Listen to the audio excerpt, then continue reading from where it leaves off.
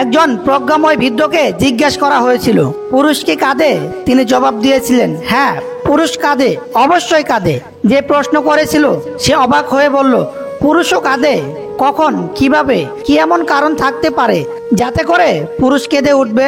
বৃদ্ধ বললেন, পুরুষ কাঁদে যখন তার মায়ের মতো আপনজনগুলো এই দুনিয়া ছেড়ে চলে যায়। পুরুষ কাঁদে যখন সে তার বাবা মা দুজনকেই হারায়। পুরুষ কাঁদে যখন তার সন্তান অসুস্থ হয়ে পড়ে।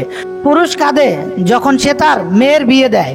পুরুষ কাঁদে যখন তার অকৃতজ্ঞ একগুঁয়ে সন্তান তাকে সবার সামনে অপমান করে।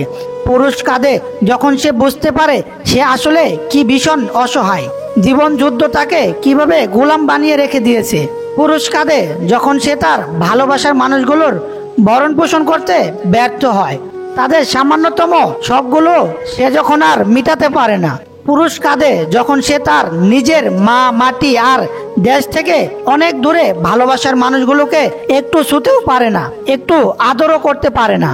হ্যাঁ, পুরুষ কাঁদে, কিন্তু সে তখনই কাঁদে যখন সে আধারের অতলে, যখন ঝুম বৃষ্টি নামে, যখন তার পাশে বালিশটা ছাড়া আর কেউ নেই।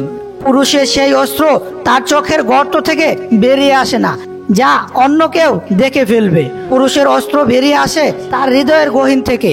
কখনো সেটা একটা দীর্ঘশ্বাস, কখনো বিস্ময়ে অবাক হয়ে তাকিয়ে থাকা।